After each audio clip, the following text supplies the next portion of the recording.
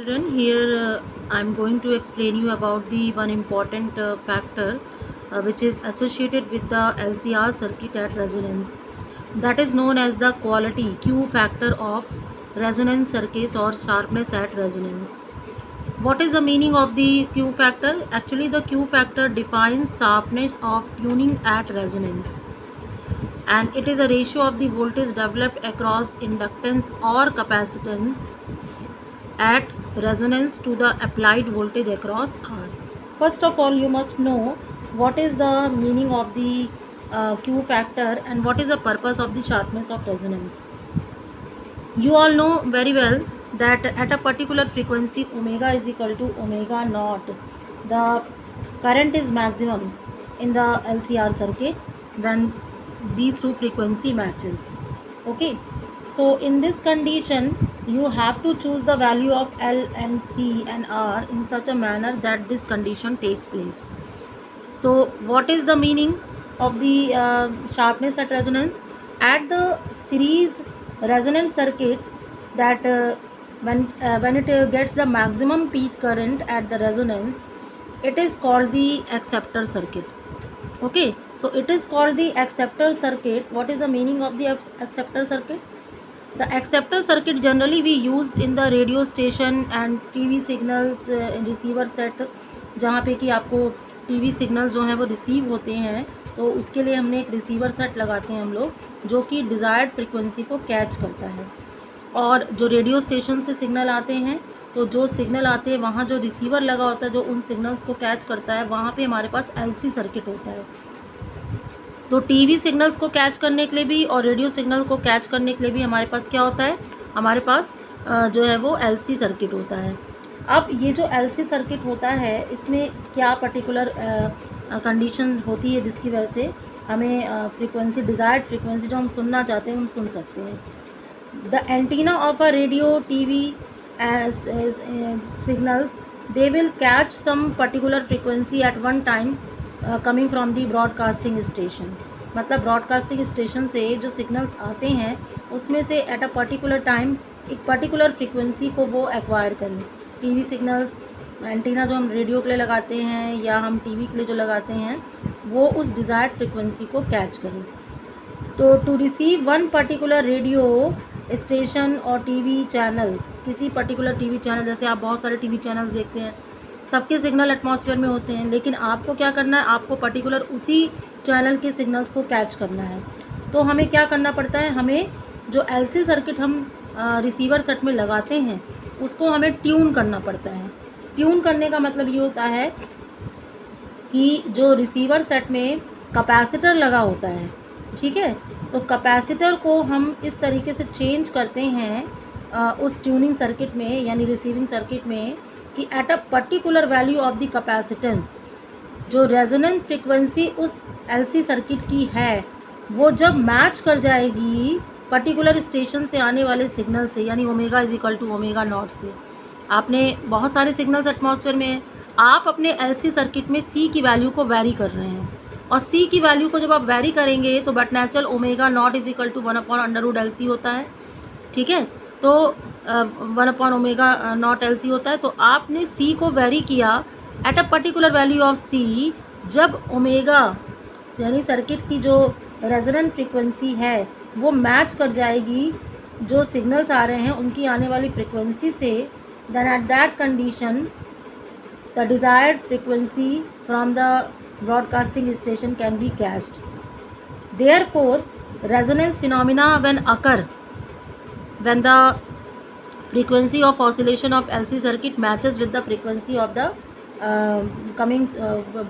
signals coming from the broadcasting station from different channels, then amplitude of current with the frequency of signal from the desired station becomes maximum and it is received in our tuning set, यानी receiving set पर वो frequency हम catch कर लेंगे।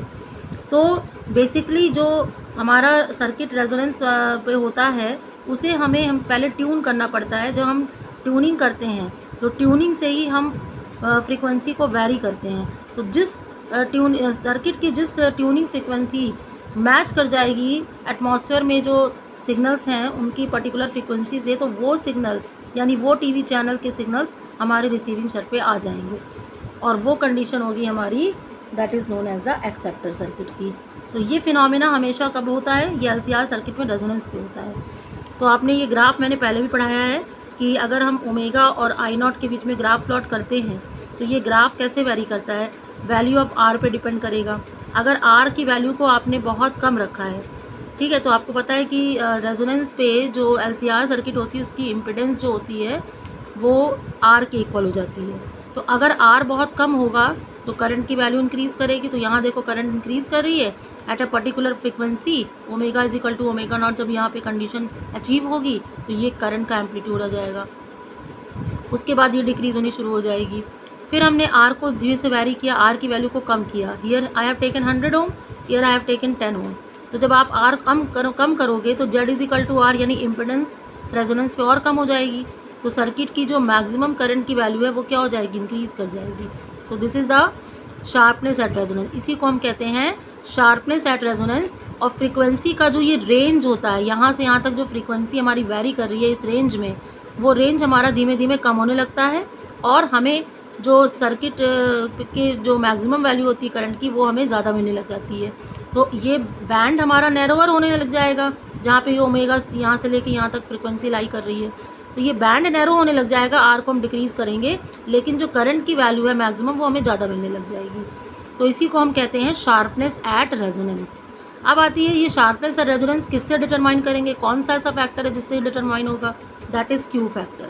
अब Q factor क्या होता है, this is a voltage across L और सी, या तो एल के अक्रॉस या सी के across, divided by applied voltage यानी voltage across R. Clear? Now C, if we substitute the voltage across L, you will substitute like this because this condition takes place at omega is equal to omega naught। तो हम frequency कौन सी consider करेंगे जिस पे sharpness मिल रही है हमको, वो ओमेगा नॉट कंसीडर करेंगे।